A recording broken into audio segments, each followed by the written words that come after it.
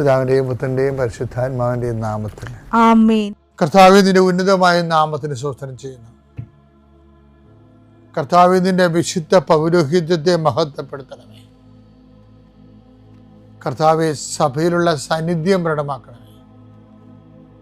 40 വർഷം ഞാൻ അർപ്പിച്ച കൃപാനയുടെ യോഗ്യതയാൽ കൃപാസ്ഥാനത്താറെ ജീവനോടെ പ്രത്യക്ഷപ്പെട്ട പരിശുദ്ധ അമ്മയുടെ മാധ്യസ്ഥത്തിൽ അങ്ങയുടെ മക്കൾക്ക് വേണ്ടി പ്രാർത്ഥിക്കുന്നു. പ്രത്യേകിച്ച് പ്രാർത്ഥനയിൽ തളർന്നു പോയവരെ, പ്രത്യേകിച്ച് പ്രാർത്ഥനയിലെ ബലം നഷ്ടപ്പെട്ടു പോയവർ, അവരുടെ ജീവിതത്തിന് സങ്കടങ്ങളും ദുരിതങ്ങളും കാരണം പ്രാർത്ഥിക്കാൻ പോലും മനസ്സ് തോന്നാത്തവർക്ക് ഈ പ്രാർത്ഥന കൊണ്ട് ഞാൻ നിന്നെ ആശീർവദിക്കുന്നു. നിൻ്റെ വഴികളിലെ ദേവതരെ ഈ ആശീർവാദ സമയം നിൻ്റെ നഷ്ടപ്രതീക്ഷകൾ പൂവണിയുകയും നീ വേണ്ടെന്ന് വെച്ച് അവസാനിപ്പിച്ച എല്ലാ കാര്യങ്ങളുടെ മേൽ കർത്താവ് പുതിയ മുളകൾ നിനക്ക് മുളപ്പിച്ചു തരികയും നീ നിന്നുപോയ കാര്യങ്ങൾ, നീ വേണ്ടെന്ന് വെച്ച് തള്ളിക്കളഞ്ഞ കാര്യങ്ങളുടെ മേൽ ദൈവം നിനക്ക് പുതിയ പ്രത്യാശ നൽകാൻ വേണ്ടി ഞാൻ ആശീർവദിക്കുന്നു. പിതാപുത്രനും പരിശുദ്ധാത്മാവിനെ നീക്കാം. അമ്മേ പരിശുദ്ധ അമ്മേ, അമ്മേ പരിശുദ്ധ ദൈവമാതാവേ, കൃപാസനത്തിലൂടെ ഞങ്ങൾക്കും ഞങ്ങളുടെ ദേശത്തിനും അമ്മ മധ്യസ്ഥം തേടി തന്ന എല്ലാ അനുഗ്രഹങ്ങൾക്കും കൃപകൾക്കും ഞങ്ങളിപ്പോൾ ഹൃദയം നിറഞ്ഞ നന്ദി പറയുന്നു. അമ്മേ പരിശുദ്ധമ്മേ ദൈവമാതാവേ, 2004 ഡിസംബർ 7 ഉച്ചകഴിഞ്ഞ് 2:30 കൃപാസനത്തിൽ സംഭവിച്ച അമ്മയുടെ പ്രത്യക്ഷപ്പെടലിനെ കുറിച്ച് തിരുസഭയ്ക്ക് സമർപ്പിച്ചിരിക്കുന്ന പഠനരേഖകളുടെ മേൽ സഭാത്മകമായ പഠനം ആരംഭിക്കുവാൻ ഞങ്ങൾ പ്രാർത്ഥിക്കുന്നു. അമ്മേ പരിശുദ്ധമേ, ഭൂസ്വർലോകങ്ങളുടെ രാജ്ഞിയായ അങ്ങേയ്ക്ക് ഭൗമസംരക്ഷണത്തിനായി പ്രപഞ്ചപ്രകൃതിയെ തന്നെ തിരുസഭ പ്രതിഷ്ഠിക്കുവാൻ ഈ പ്രത്യക്ഷീകരണം വഴി ഇടയാക്കണമേ. പരിശുദ്ധമേ, ജപമാല മാതാവേ, സകല കൃപാസനം പ്രാർത്ഥനയോടും ചേർത്ത് ഞങ്ങളിപ്പോൾ പ്രാർത്ഥിക്കുന്ന ഈ കുടുംബത്തിന്റെ പ്രത്യേക നിയോഗം പറ മക്കളെ.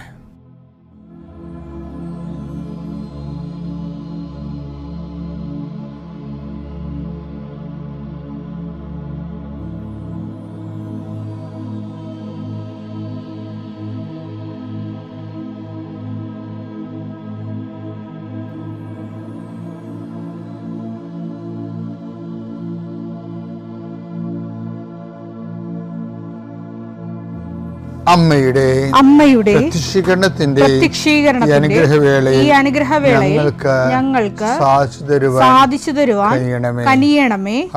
ആമേൻ. എന്റെ പ്രിയപ്പെട്ട ഐസയ്യായുടെ തിരുവചനങ്ങള് 59:1.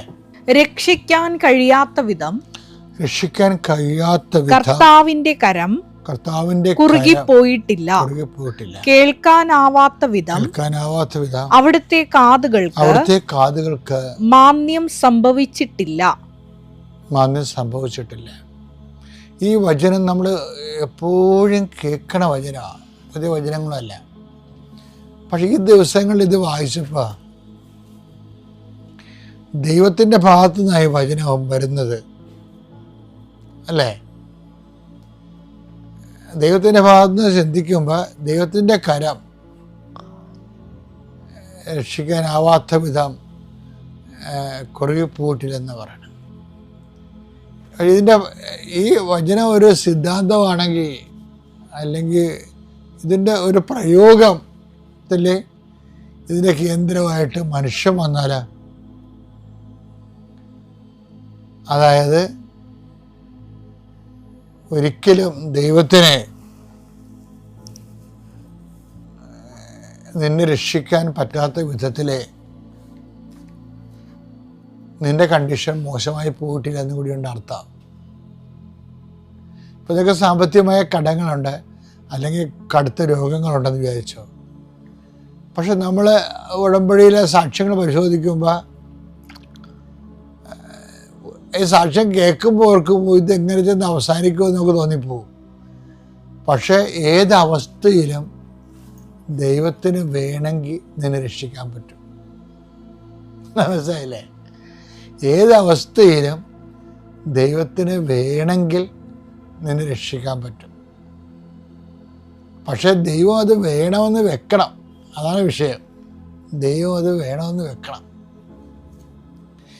ദൈവം അത് വേണമെന്ന് വെക്കണമെങ്കിൽ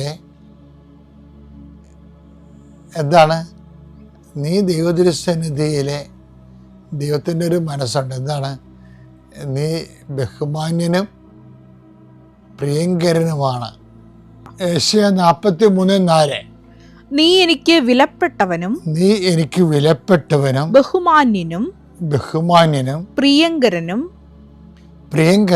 ആയതുകൊണ്ട് നിനക്ക് പകരമായി മനുഷ്യരെയും നിന്റെ ജീവന് പകരമായി ജനതകളെയും ഞാൻ നൽകുന്നു.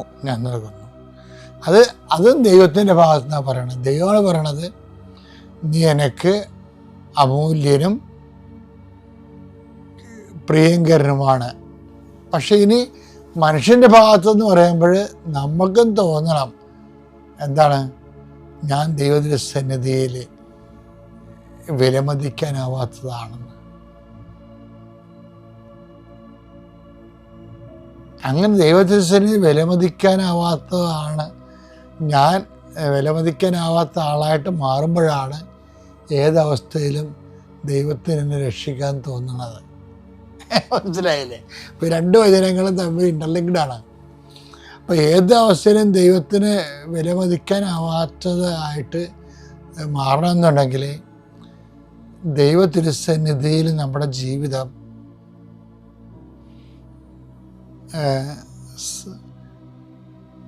ധന്യമായിരിക്കണം. പക്ഷെ ദൈവം ചില കാര്യങ്ങൾ പറഞ്ഞിട്ടുണ്ട്. ഇന്നത് കൊണ്ടല്ല ദൈവത്തിൻ്റെ മുമ്പിൽ നമ്മൾ ധന്യമാകുന്നത്. ഇപ്പോൾ ലൂക്കായുടെ സുവിശേഷം ഇല്ലേ, എന്താണ്? സമ്പത്ത് കൊണ്ടല്ലല്ലോ ദൈവത്തിരുസന്നിധിയിൽ സമ്പന്നനാകണത്. ലൂക്ക 12:15. മനുഷ്യജീവിതം സമ്പത്തുകൊണ്ടല്ല ധന്യമാകുന്നത്. അപ്പൊ ദൈവം ചില കാര്യങ്ങള്, നമ്മൾ ധന്യത ഉണ്ടാകുമെന്ന് പറയുന്ന കാര്യങ്ങള് ദൈവം അത് അക്സെപ്റ്റ് ചെയ്യുന്നില്ല. അതിന് സമ്പത്തിൻ്റെ കൂടെ കുറേ കാര്യങ്ങൾ വരും, സ്ഥാനമാനങ്ങൾ വരും. അപ്പോഴും ദൈവം പറയും, മനുഷ്യജീവിതം സ്ഥാനമാനങ്ങൾ കൊണ്ടല്ല സമ്പന്നമാകണത്. ചിലപ്പോൾ സൗന്ദര്യം വരും. അപ്പോൾ ദൈവം പറയും, മനുഷ്യജീവിതം സൗന്ദര്യം കൊണ്ടല്ല ധന്യമാകണത്. അപ്പോൾ ആ സമ്പത്തിൻ്റെ ശ്രേണിയിലുള്ള എല്ലാ ഐശ്വര്യങ്ങളും ക്യാൻസലായിപ്പോയി. ദൈവത്തിരുസന്നിധി മൂല്യം ആകാൻ അവയ്ക്കൊന്നും പറ്റത്തില്ല. പിന്നെ എന്തിനാണ് ദൈവത്തിരുസന്നിധി മൂല്യതയുള്ളത്? ദൈവത്തെ നമ്മളെ കൊണ്ട് ആവശ്യമുണ്ടാകണം. ഒരാളെ കണ്ടാൽ ദൈവത്തിന് ആവശ്യമുണ്ടാകണം. ദൈവത്തിന് വേസ്റ്റായിട്ട് തോന്നരുത്. അതിന് ആവശ്യമുള്ളവരെയാണ് അവരെ എടുക്കണത്. അവന് ആവശ്യമുള്ളവരെ. അത് യോഹന്നാൻ മർക്കോസിൻ്റെ സുവിശേഷത്തിൽ അത് പറയുന്നുണ്ട്. അവൻ തനിക്ക് ആവശ്യമുള്ളവർ എന്ന് വെച്ചാൽ ഇഷ്ടപ്പെട്ടവരെന്നാണ് കിടക്കണത്. ഇഷ്ടപ്പെട്ടത് വെറുതെ ചുമ്മാ ഇഷ്ടപ്പെട്ടതാണ്. ഒരു ആവശ്യത്തിന് വേണ്ടി അവരെ അയക്കാനാണ്.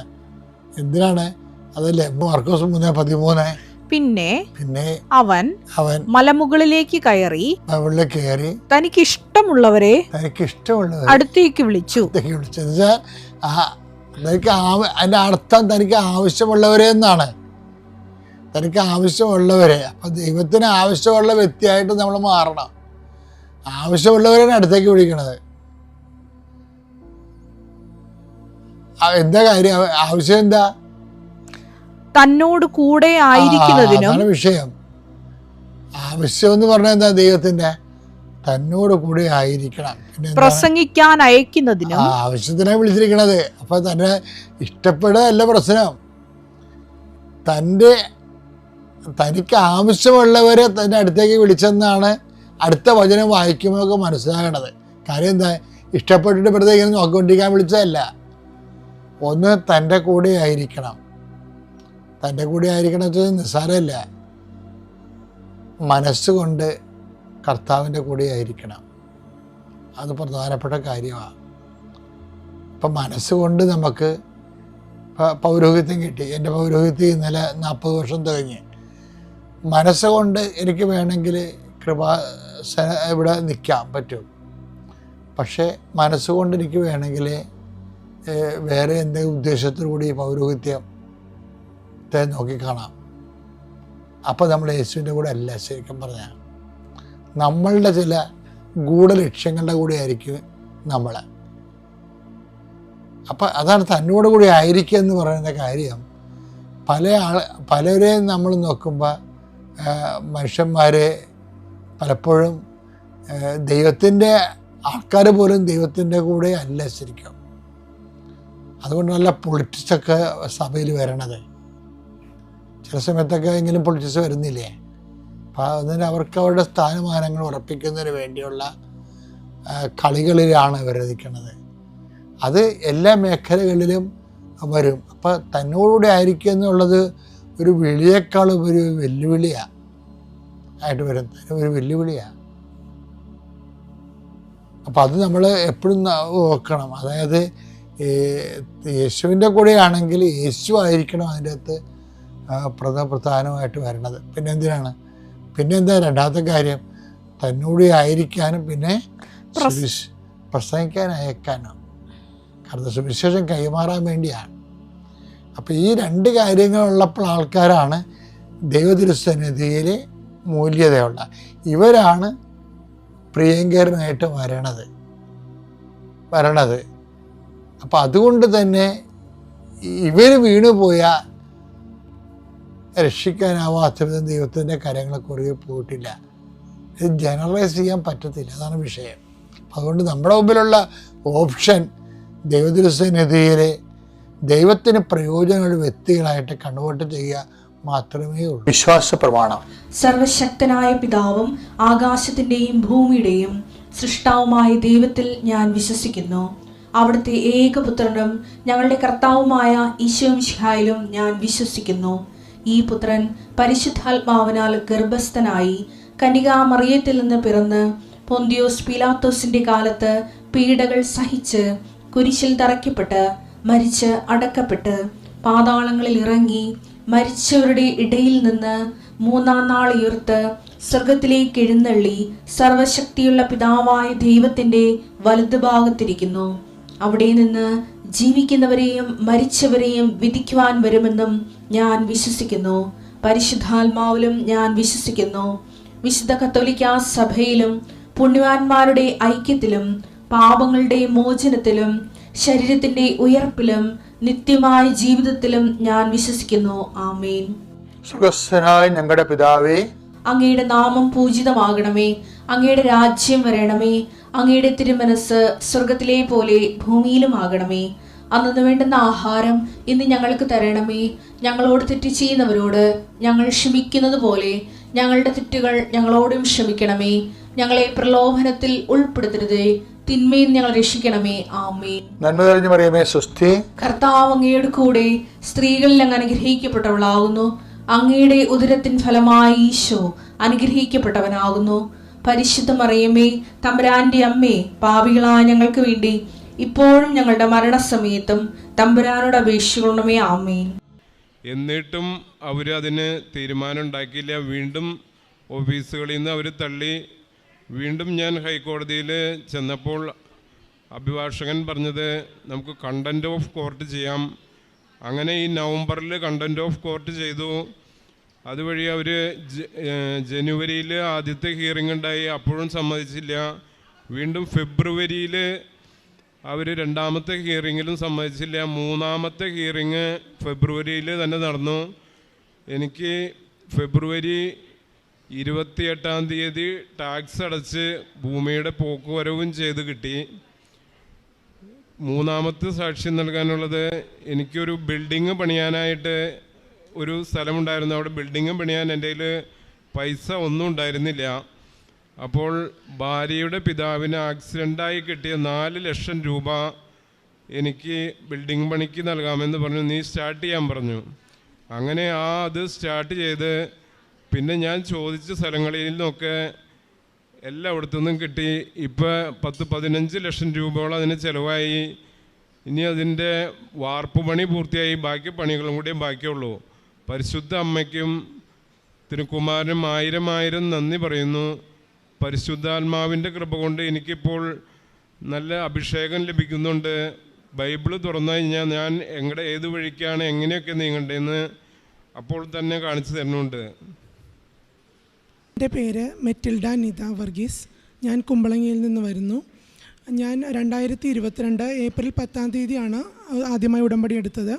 അത് എൻ്റെ മോൾക്ക് വേണ്ടിയിട്ടായിരുന്നു. അവൾക്ക് +2 എക്സാമിൻ്റെ നല്ല മാർക്ക് കിട്ടാനൊക്കെ വേണ്ടിയിട്ടാണ്. അതിന് ഞാൻ സാക്ഷ്യം ഓൾറെഡി പറഞ്ഞതാണ്.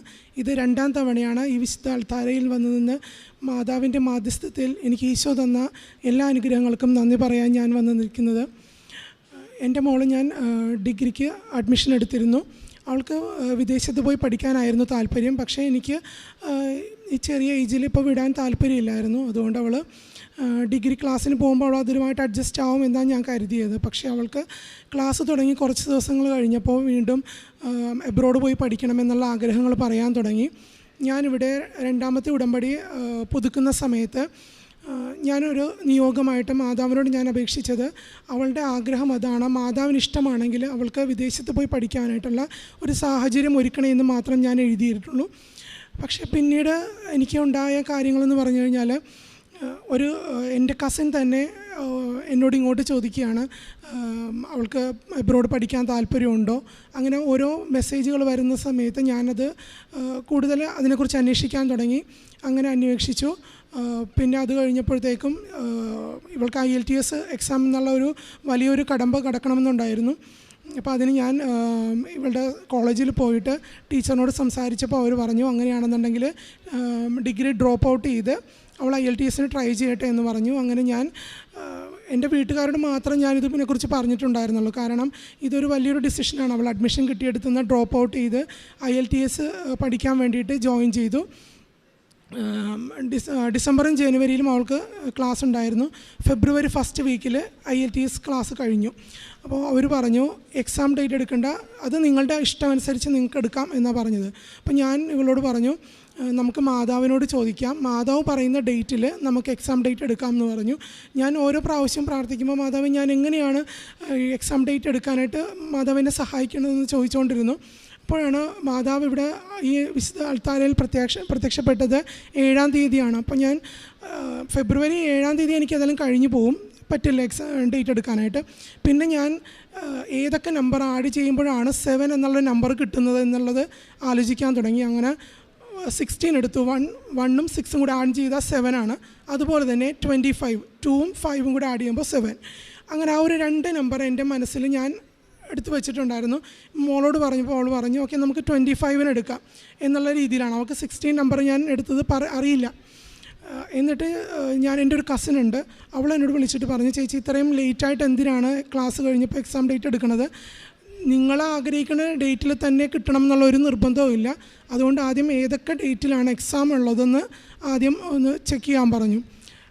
മോളപ്പോൾ തന്നെ അതിൽ എക്സാം ഡേറ്റ് ചെക്ക് ചെയ്തു. ഫെബ്രുവരി മാസം ഞങ്ങൾക്ക് എക്സാം എഴുതാനായിട്ട് ആകെ 2 ഡേറ്റേ ഉണ്ടായിരുന്നുള്ളൂ, 16ഉം 25ഉം. എനിക്ക് മാതാവ് തന്ന അതേ ഡേറ്റ്, കാരണം വേറെ ഒരു ഡേറ്റിലും എക്സാം ഡേറ്റ് കിട്ടാനില്ല. ഞാൻ പറഞ്ഞു, നമുക്ക് 25 വരെ വെയിറ്റ് ചെയ്യേണ്ട, 16ൽ തന്നെ നമുക്ക് എക്സാം എടുക്കാം, കാരണം അത് നീ വിജയിക്കും. കാരണം എനിക്ക് മാതാവ് തന്നാണ് ഇത്രയും, എനിക്ക് 41 വയസ്സായി, ഇത്രയും വർഷത്തിനിടയ്ക്ക് എനിക്ക് ഉണ്ടാവാത്ത അനുഭവങ്ങളാണ് ഇവിടെ ഉടമ്പടി എടുത്തിട്ട് മാതാവ് എനിക്ക് തന്നിരിക്കുന്നത്. അങ്ങനെ ഞാൻ ഈ എക്സാം ഡേറ്റ് 16-ാം തീയതി തന്നെ ഞങ്ങളതെടുത്തു. ഞാനൊരു പേപ്പറിൽ എനിക്കുണ്ടായ അനുഭവം, ഈ ഡേറ്റിനോട് ബന്ധപ്പെട്ടിട്ടുള്ള അനുഭവങ്ങളെല്ലാം എഴുതി. അതിൽ ഞാൻ എഴുതിയിട്ടുണ്ടായിരുന്നു, എനിക്ക് മോളുടെ മെറിറ്റ് കൊണ്ടല്ല, ദൈവത്തിൻ്റെ കൃപ കൊണ്ടിട്ട് എനിക്ക് സ്കോർ കിട്ടണം. അപ്പോൾ അത് ഞാൻ 7 എന്നുള്ള നമ്പർ തന്നെയാണ് ഞാനതിൽ എഴുതിയത്. അപ്പോൾ എല്ലാവരും പറഞ്ഞു, അക്കാഡമിക്കിൽ പോകാനായിട്ട് കുട്ടികൾക്ക് 6 അത് ഈസി ആയിട്ട് കിട്ടും. ഞാൻ പറഞ്ഞു, എനിക്കൊരിക്കലും ഈസി ആയിട്ട് അത് കിട്ടണ്ട, എൻ്റെ മാതാവ് എനിക്ക് കർത്താവിലൂടെ തരുമെങ്കിൽ മാത്രം അത് കിട്ടിയാൽ മതി. അങ്ങനെ ഞാൻ എഴുതി വെച്ച് പ്രാർത്ഥിക്കുമായിരുന്നു. മോൾക്കും ഇതിലേക്ക് കൂടുതൽ വിശ്വാസമായി തുടങ്ങി. അവളും എല്ലാ ദിവസവും പ്രത്യക്ഷീകരണ പ്രാർത്ഥന 5:30 മണിക്ക് എണീക്കും. ഇത് ഞാൻ ഉടമ്പടി എടുത്ത സമയത്ത് ഞാൻ ഒറ്റയ്ക്ക് ചൊല്ലിയ പ്രാർത്ഥന ഇന്നിപ്പോൾ എൻ്റെ കൂടെ ചെല്ലാൻ എൻ്റെ ഭർത്താവും 2 പിള്ളേരും എൻ്റെ അമ്മയും കൂടെയുണ്ട്. അങ്ങനെ ഞങ്ങൾ പ്രത്യക്ഷീകരണ പ്രാർത്ഥന ചെല്ലും. പിന്നെ പേപ്പർ വാങ്ങിച്ചിട്ട് ഞങ്ങൾ എല്ലാവർക്കും കൊടുക്കും. മോളും അത് കൊണ്ട് കൊടുക്കാറുണ്ട്. പിന്നെ എല്ലാ ദിവസവും ഉടമ്പടി തൈലം ഉപയോഗിച്ച് പ്രാർത്ഥിക്കും, ഉപ്പ് ഉപയോഗിക്കും, അങ്ങനെ എല്ലാം ചെയ്യാറുണ്ട്. അവസാനം എക്സാം ഡേറ്റിൻ്റെ ദിവസം ഞാൻ മാതാവിനോട് പറഞ്ഞു, ഞങ്ങൾ എക്സാം ഹാളിലേക്ക് പോകുന്നതിന് മുൻപായിട്ട് മാതാവ് അവിടെ ഉണ്ടാവണം, അതിലെനിക്ക് എന്തെങ്കിലും ഒരു അടയാളം കിട്ടണം. ഞാൻ ഇപ്പോൾ സാക്ഷ്യത്തിലൊക്കെ കേൾക്കാറുണ്ട് എല്ലാവരും അടയാളം പറഞ്ഞ് ചോദിക്കുകയും ഡേറ്റ് ചോദിക്കുകയൊക്കെ ചെയ്യുന്നത്. അപ്പം ഞാനും ഇതുപോലെ തന്നെ പ്രാർത്ഥിക്കാൻ തുടങ്ങി. അപ്പം ഞങ്ങൾ ഹാളിൽ അവിടെ എത്തി. അവിടെ ചെന്നപ്പോൾ ഞങ്ങൾ ഇരിക്കണതിന് കസേരയുടെ പുറകിലൊരു കുട്ടി ഇരിപ്പുണ്ടായിരുന്നു. അപ്പം അവർ പ്രാർത്ഥിച്ചുകൊണ്ടിരിക്കുകയായിരുന്നു.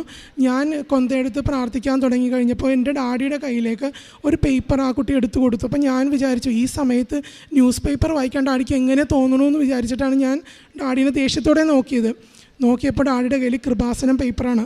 ഡാഡി കൃപാസനം പേപ്പർ വായിച്ചുകൊണ്ടിരിക്കുകയാണ്. അപ്പോൾ എനിക്ക് മനസ്സിലായി ഞങ്ങൾ എത്തുന്നതിന് മുൻപേ ഞാൻ ആഗ്രഹിച്ചതുപോലെ തന്നെ എൻ്റെ കയ്യിൽ ഉടമ്പടി പേപ്പറും ഉപ്പും തൈലവും ഒക്കെ ഉള്ളതുപോലെ തന്നെ വേറൊരു കുട്ടിയും അവിടെ അതുമായിട്ട് വന്നിട്ടുണ്ടായിരുന്നു.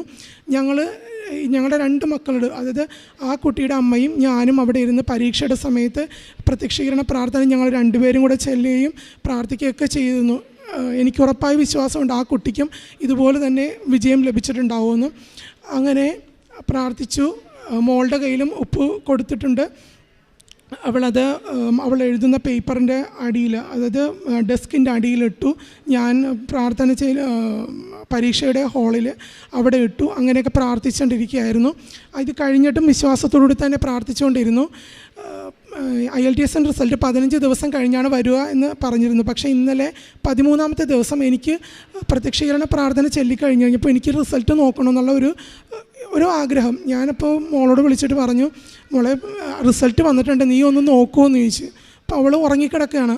അവൾ പറഞ്ഞു, ഇല്ല മമ്മി അതൊന്നും വന്നിട്ടില്ല, മമ്മിക്ക് തോന്നുകയാണ്, അല്ലാതെ ഇപ്പോഴൊന്നും പറ്റില്ലെന്ന് പറഞ്ഞപ്പോൾ ഞാൻ എൻ്റെ മൊബൈലിൽ എടുത്തിട്ട് ഞാൻ നോക്കി. പക്ഷേ അതിൻ്റെ അകത്ത് റിസൾട്ടൊന്നും കാണിച്ചില്ല. പക്ഷേ അവൾ എന്തോ എൻ്റെ ഈ വാക്കിൽ വിശ്വസിച്ചിട്ട് അവൾ എണീറ്റ് അപ്പോൾ തന്നെ റിസൾട്ട് നോക്കിക്കഴിഞ്ഞപ്പോൾ റിസൾട്ട് വന്നിട്ടുണ്ടായിരുന്നു. 7 സ്കോർ വാങ്ങി അവൾ പാസ്സായി. ഞാൻ ആ ഉടമ്പടിയിൽ ഞാൻ വെച്ചിരുന്നത് അതുപോലെ തന്നെ മാതാവ് എനിക്ക് സാധിച്ചു തന്നു. ഇതെനിക്കൊരു വലിയ സാക്ഷ്യമാണ്. കൂടാതെ എൻ്റെ ഹസ്ബൻഡ് നേവിയിലാണ് വർക്ക് ചെയ്യുന്നത്. അപ്പം ഷിപ്പിലൊക്കെ ആയിരിക്കുമ്പോൾ പുള്ളിക്കാരൻ എപ്പോഴും സെയിലിങ്ങിന് പോകേണ്ടി വരുമ്പോൾ ഞായറാഴ്ച കുർബാനയൊക്കെ ഒന്നും കൂടാൻ പറ്റാറില്ല. പക്ഷേ കുമ്പസാരിക്കണം എന്നുള്ളൊരു ആഗ്രഹമൊന്നും പുള്ളിക്കാരനില്ല. ഞാൻ എത്ര പറഞ്ഞാലും അത് ദേഷ്യപ്പെടില്ല, ഒരു മറുപടിയും തിരിച്ചു തരാറില്ല. ഈ കഴിഞ്ഞ ഡിസംബറിൽ ഇതുപോലെ തന്നെ ഞാൻ മാതാവിനോട് പ്രാർത്ഥിച്ചു. എൻ്റെ ആൻറ്റിയാണ് പറഞ്ഞത്, നീ ഇനി നേരിട്ട് പറയണ്ട, മാതാവിനോട് പറഞ്ഞിട്ട് ഒരു കുമ്പസാരിക്കാനുള്ള ഒരു മനസ്സുണ്ടാവണമെന്ന് പ്രാർത്ഥിക്കാൻ പറഞ്ഞു. അതുപോലെ ഞാൻ പ്രാർത്ഥിച്ചു. ഈ ഡിസംബർ 25-ാം തീയതിക്ക് മുൻപായിട്ട് കുമ്പസാരത്തിൻ്റെ കാര്യം വന്നു കഴിഞ്ഞപ്പോൾ ഞാൻ എൻ്റെ ചേട്ടനോട് ചോദിച്ചു, നമുക്ക് കുമ്പസാരിച്ചാലോ എന്ന് ചോദിച്ചു. അപ്പോൾ പറഞ്ഞ് ഒന്നും ഒരു എതിർപ്പും പറയാതെ പറഞ്ഞു ഓക്കെ കുമ്പസാരിക്കാം. എന്നിട്ട് പള്ളിയിൽ പോയി നേരിട്ട് അച്ഛനോട് ചോദിക്കുകയാണ് ചെയ്തത്. അപ്പോൾ അച്ഛൻ പറഞ്ഞു ഇന്നത്തെ ദിവസം കഴിഞ്ഞു പോയി, നാളെ രാവിലെ വന്ന് കുമ്പസാരിക്കാമെന്ന് പറഞ്ഞു അച്ഛൻ. അപ്പോൾ പിറ്റേ ദിവസം ഞങ്ങൾ 4 പേരും കൂടെ പോയി കുർബാന കൂടി, അതിനുശേഷം കുമ്പസാരിച്ചു. ഇപ്പോൾ കുർബാന സ്വീകരിച്ചു. അത് കഴിഞ്ഞ് ജനുവരിയിൽ വീണ്ടും പുള്ളിക്കാരന് സെയിലിംഗ് ഉണ്ടായിരുന്നു. അപ്പോൾ എനിക്ക് പിന്നീടും പറയാൻ പേടിയായി, കാരണം ഞായറാഴ്ചത്തെ കുർബാന മുടങ്ങി, ഇനിയും കുമ്പസാരിക്കണമെന്ന് ഈ 1 മാസം കൊണ്ട് കുമ്പസാരിക്കുമെന്ന് എനിക്ക് ഒട്ടും പ്രതീക്ഷയില്ലായിരുന്നു. എങ്കിലും ഞാൻ പറഞ്ഞു നോൻപ് തുടങ്ങുകയല്ലേ, അപ്പോൾ എന്തായാലും കുമ്പസാരിച്ച് കുർബാന സ്വീകരിക്കണം. ഒരു മടിയും പറയാതെ വീണ്ടും കുമ്പസാരിച്ചു. ഇപ്പോൾ വീണ്ടും കുർബാന സ്വീകരിച്ചു. അങ്ങനെ ഞങ്ങളെല്ലാവരും ദൈവത്തിലേക്ക് കൂടുതൽ അടുക്കാൻ തുടങ്ങി. ഇപ്പോൾ ഞാൻ എൻ്റെ ജീവിതത്തിൽ ഇതിനു മുൻപൊരു സാക്ഷ്യം ഞാൻ പറഞ്ഞിട്ടുണ്ട്. പക്ഷേ ഇന്നേ വരെ എൻ്റെ സ്കൂൾ ടൈമിലോ ഞാൻ ഡിഗ്രിക്ക് പഠിക്കുമ്പോഴോ ഒന്നും ഞാൻ ഇതുപോലെ സംസാരിക്കുന്ന ഒരാളല്ല. ഇന്നിപ്പോൾ ഇത്രയും കൃത്യമായും വ്യക്തമായിട്ടും എനിക്ക് സംസാരിക്കാൻ പറ്റുന്നുണ്ടെങ്കിൽ അത് മാതാവിൻ്റെ സന്നിധിയിൽ നിന്ന് മാതാവ് കൂടെയുള്ളത് കൊണ്ട് മാത്രമാണ് എനിക്ക് പറ്റുന്നതെന്ന് ഉറപ്പായി വിശ്വസിക്കുന്നു. ഇനി അങ്ങോട്ടും എൻ്റെ മോളുടെ കാര്യങ്ങളിൽ, അതായത് ഇനി അബ്രോഡ് പഠിക്കാൻ പോകുന്നുണ്ടെങ്കിൽ ഒത്തിരി കാര്യങ്ങൾ ചെയ്ത് തീർക്കുവാനുണ്ട്. അതിനെല്ലാം എൻ്റെ മാതാവ് കൂടെ നിൽക്കും. എൻ്റെ കർത്താവിനോട് എനിക്ക് വേണ്ടി മാധ്യസ്ഥം വഹിച്ചത് സാധിച്ചു തരും എന്നുറപ്പായി വിശ്വസിക്കുന്നു. ഈശോയെ നന്ദി, ഈശോയെ സ്തുതി. ഞാൻ തോക്കുപാറയിൽ നിന്ന് വരുന്നു. ആദ്യം തന്നെ ഈശോയ്ക്കും അമ്മയ്ക്കും 1000 നന്ദി ഞാൻ പറയുന്നു. എനിക്ക് വർഷങ്ങളായിട്ട് ഡിസ്കിന് ബൾജിങ് ഉണ്ടായിരുന്നു. അപ്പം ഭയങ്കര വേദനയായിരുന്നു, ഒരു ജോലിയും ചെയ്യാൻ പറ്റില്ലായിരുന്നു. അപ്പോൾ എൻ്റെ കാര്യങ്ങളെല്ലാം നോക്കിക്കൊണ്ടിരുന്ന എൻ്റെ അമ്മ വന്നാണ് വീട്ടിൽ നിന്ന് കാര്യങ്ങളെല്ലാം നോക്കിക്കൊണ്ടിരുന്നത്. രണ്ടാമത്തെ കൊച്ചിൻ്റെ ഓപ്പറേഷൻ കഴിഞ്ഞത് മുതലാണ് എനിക്ക് ഡിസ്കിന് പ്രശ്നം തുടങ്ങിയത്. അപ്പോൾ അടുത്ത വീട്ടിലെ ചേച്ചി ഇങ്ങനെ കൃപാസനത്തിൽ പത്രം കൊണ്ടുപോയി തന്നു എനിക്ക്. അപ്പോൾ ഞാനത് കുറേ വായിച്ചു നോക്കി. പിന്നെ ആ ചേച്ചി എനിക്ക് കൃപാസനത്തിൽ നിന്ന് കൊണ്ടുവന്ന തൈലം എല്ലാം പുരട്ടാൻ തന്നു. പിന്നെ എന്നാ പ്രത്യക്ഷീകരണ പ്രാർത്ഥന പറഞ്ഞു തന്നു. ജപമാലയൊന്നും എനിക്ക് ചൊല്ലാൻ അറിയില്ലായിരുന്നു. ആ ചേച്ചി എനിക്ക് എല്ലാം പഠിപ്പിച്ചു തന്നു. ഞാൻ ഇന്നും ചൊല്ലുമായിരുന്നു. അങ്ങനെ എൻ്റെ വേദനയൊക്കെ പയ്യെ പയ്യെ കുറഞ്ഞു തുടങ്ങി. പിന്നെ കൃപാസനത്തിലെ പത്രം ഞാൻ കിടക്കുമ്പോൾ എൻ്റെ നടുവിന് വെച്ച് ഇങ്ങനെ കിടക്കുമായിരുന്നു. അപ്പോൾ എനിക്ക് നന്നായിട്ട് മാറ്റം വന്നിട്ടായിരുന്നു. പിന്നെ പിടിയിൽ എനിക്ക് കൂടാനും തുടങ്ങി. അപ്പം അപ്പം എനിക്ക് ഭയങ്കര വിഷമമായി, ഇതെന്നാ ഇങ്ങനെ കൂടുന്നതെന്ന് ഓർത്തിട്ട്. അപ്പം ഞാൻ ഓർത്തു ഇവിടെ വന്ന് ഉടമ്പടി എടുക്കാം എന്ന് ഞാൻ തീരുമാനിച്ചു. അപ്പോൾ ആ ചേച്ചിയോട് ഞാൻ കാര്യങ്ങളെല്ലാം ചോദിച്ച് മനസ്സിലാക്കി എങ്ങനെയാണെന്ന്. അപ്പോൾ ആ ചേച്ചി പറഞ്ഞു, ആ ചേച്ചിക്ക് കിട്ടിയ അനുഗ്രഹങ്ങളൊക്കെ ആ ചേച്ചി എന്നോട് പറഞ്ഞു. അപ്പം ഇവിടെ വന്ന് ഉടമ്പടി എടുക്കാമെന്ന് ഞാൻ തീരുമാനിച്ചു. അങ്ങനെ ഇരിക്കെ ഇവിടെ കൊറോണ കൂടി, അത് അടച്ചു, ഇവിടെ അടച്ചു എന്നിങ്ങനെ പറഞ്ഞു. പിന്നെ എനിക്ക് വരാൻ പറ്റിയില്ല. അപ്പം ഞാൻ മാതാവിനോട് പറഞ്ഞു. അപ്പോഴും ഞാൻ പ്രാർത്ഥിക്കണ്ടായിരുന്നു, പ്രത്യക്ഷീകരണ പ്രാർത്ഥനയും ജപമാലയും ഒക്കെ ചൊല്ലുമായിരുന്നു. അപ്പം ഞാൻ മാതാവിനോട് പറഞ്ഞു, ഇപ്പം ഇവിടെ എന്ന് തുറക്കുന്നു അന്ന് ഞാനിവിടെ വന്ന് ഉടമ്പടി എടുത്തോളാം അമ്മയെന്ന് ഞാൻ പറഞ്ഞു.